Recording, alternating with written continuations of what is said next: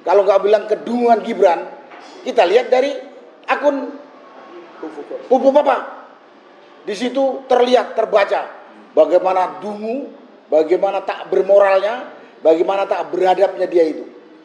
Dia menghapus katanya 2100 akun. Dikira nggak ada orang tahu itu. Kan dungu itu. Dan bohong. Habis itu diganti lagi namanya dengan selamat. Habis itu tak diakui, tapi adik yang ngakui. Dari situ kelihatan kalau dia itu pembohong kronis. Kayak bapaknya. Dan kepada pemerintah yang akan datang, saya kemarin sudah dengar dari salah satu tokohnya akan membentuk jaken kabinet profesional. Kita rakyat akan melihat itu. Apakah dia diangkat tetap politisi? Boleh kalau politisi itu memang profesional pada bidangnya.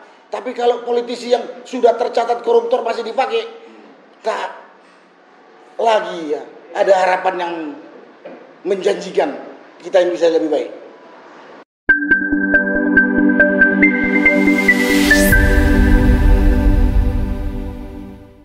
Tunggulah kehancuranmu kalau kau mempercayakan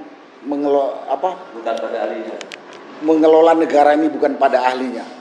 Dan saya yakin kita di sini semua termasuk rakyat nggak pingin hancur, nggak pingin hancur. Karena itu kita harus tolak Gibran karena dia bukan ahlinya. Cukup banyak ahli di Indonesia. Ketidakahlian, kalau nggak bilang kedunguan Gibran, kita lihat dari akun Pupu Papa.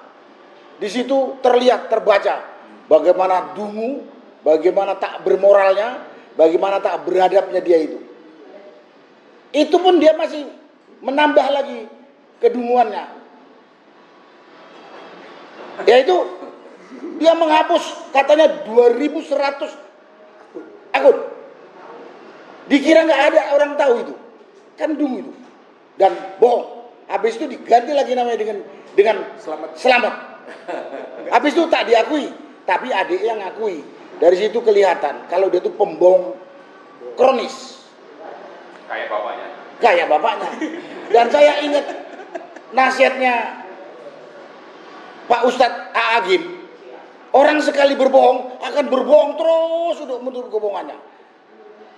Buntutnya kita yang hancur.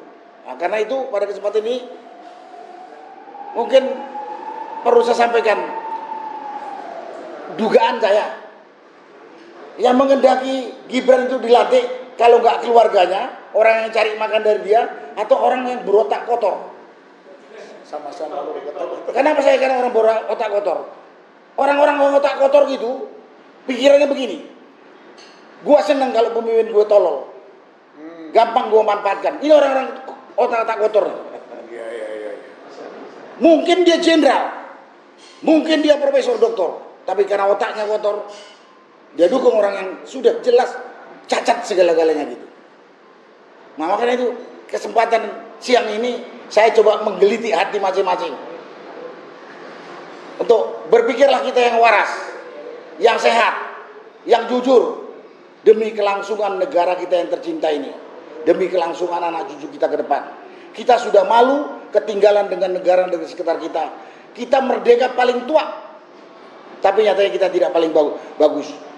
Saya ingat Malaysia dulu impor guru dari Indonesia tahun 70-an. Sekarang dia jadi guru kita.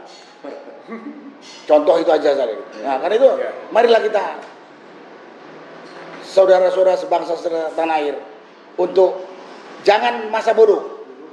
Jangan masa bodoh. Dan kepada pemerintah yang akan datang, saya kemarin sudah dengar dari salah satu tokohnya akan membentuk jaken kabinet profesional. Kita rakyat akan melihat itu. Apakah dia diangkat tetap politisi? Boleh kalau politisi itu memang profesional pada bidangnya. Tapi kalau politisi yang sudah tercatat koruptor masih dipakai, tak lagi ya ada harapan yang menjanjikan kita yang bisa lebih baik. Ya, karena dia udah mengatakan akan disusun kabinet jangan kabinet. Intinya para, tapi ya ini baru informasi. Saya lihat nama-nama itu nama politisi, bagi-bagi politisi. Kalau politisi itu jujur dan bersih selama ini, oke, kita setuju. Tapi kalau politisi sudah punya cacat, sudah punya catatan, apa yang mau diharapkan? Nah inilah yang bisa saya sampaikan pada kesempatan ini.